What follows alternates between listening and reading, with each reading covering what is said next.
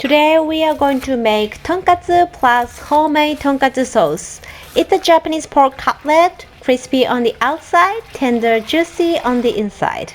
Pork tends to get dry, but if you follow 3 important steps, you can achieve a perfect tonkatsu which 2-year-old my son can bite off. So don't miss out my tips throughout the video. Let's get started. First, cut the pork by making a slit between fat and brown. This process will prevent your pork from being bent when you fry them. Repeat the same on the other side. Then pound the pork with the back of your knife to tenderize it. If you have a meat pounder or even rolling pin, please use one.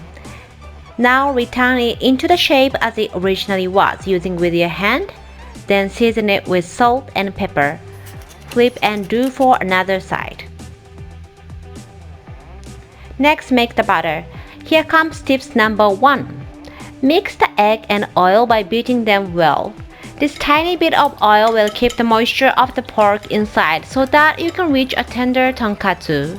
Now we have all-purpose flour, egg mixture, and panko assembled in the line. First, we'll coat the pork with flour. Shake off the excess, but it should be fully coated with the flour. Then transfer it to the egg mixture. Make sure all the sides of the pork are nicely coated. Then place it on the egg-soaked pork of the bed of panko. Prepare the panko in a small bowl to sprinkle some on top of it. Then press and attach the panko with a clean hand so that you can prevent your hand from getting panko stuck all over it. Can you see my hand is not as messy as it would be? But the panko went all over the table, so I should have used a drip tray. In a frying pan, pour about 2 cm depth of oil, or just enough to cover the surface of pork. I'm using rice oil, but you can use any oil without much flavor. And here is tip number 2. Place your pork before you put on the heat. We want to cook the pork over low and slow heat so that the pork doesn't get tough. Once you place the pork, put the heat on and fry it over small heat for 10 minutes. The oil temperature should be kept around 100 degrees Celsius, and while it's gradually heating up, let's prepare the topping and sauce. Shred the cabbage thinly. First, I was trying to shred just like this, but it ended up too thick. So to make it crispy, fluffy texture, first peel the leaf. Then roll tightly. I recommend to shred it vertically against the fiber pattern. If you follow the fiber pattern of the cabbage, I will result to a fibrous, tough texture. Cut the lemon into wedges. Use it as a garnish on your serving plate. For dipping sauce, we have this tonkatsu sauce in Japan. You can probably find it anywhere in local supermarket in Japan, but today I got really sweet request from one of my viewers. She says she wants to know how to make this tonkatsu sauce from scratch. So I want to show you how to make this one by using just a regular condiment you may have on hand. I have 1 teaspoon of honey, and it goes 1.5 tablespoons of Worcestershire sauce. I got this Lee Pilin sauce, I don't know how to pronounce it. 1 tablespoon of tomato ketchup and 1 teaspoon of soy sauce, and mix them well. And back to tonkatsu, it's almost about 10 minutes. You may see that the juice of the meat will come up to the surface at this point, and flip it and cook it for another 4 minutes.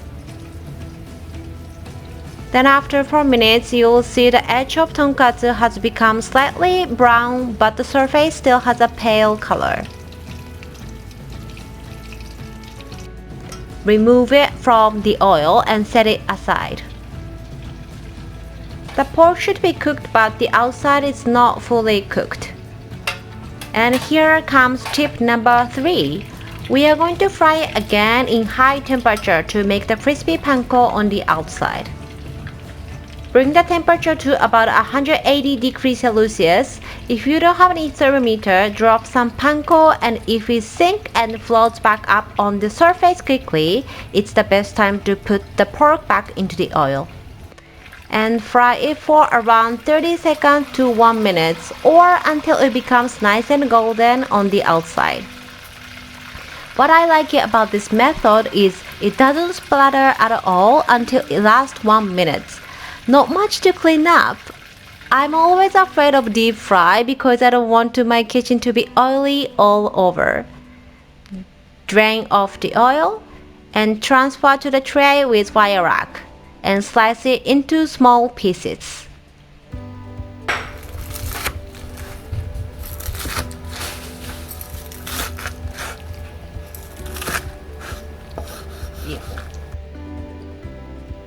Then serve it on your plate along with shredded cabbage and lemon. Now it's ready to be enjoyed with your favorite sauce.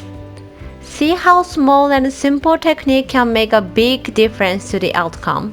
My 2 years also can even bite off with no problem. So don't be lazy and give this method a try if you are planning to make tonkatsu. I'm sure you can impress people and be satisfied. Lastly, I'd like to go over the ingredients. Thick pork shoulder cut, salt and pepper, cabbage and lemon for topping. And for the butter, we need 1 egg, 1 teaspoon of vegetable oil, all-purpose flour, and panko bread crumb. I use a soft panko that is wet, fresh, and more coarse than the regular dried panko. With soft panko, you can create more crispy tonkatsu, but feel free to use whatever panko you have on hand. For dipping sauce, if you have a tonkatsu sauce on hand, that would be ideal, but as a substitution, you can use Worcestershire sauce, tomato ketchup, honey, and soy sauce. Oh, I was almost forgot. If you got some leftovers, you can always make katsudon, which I posted the recipe on my web.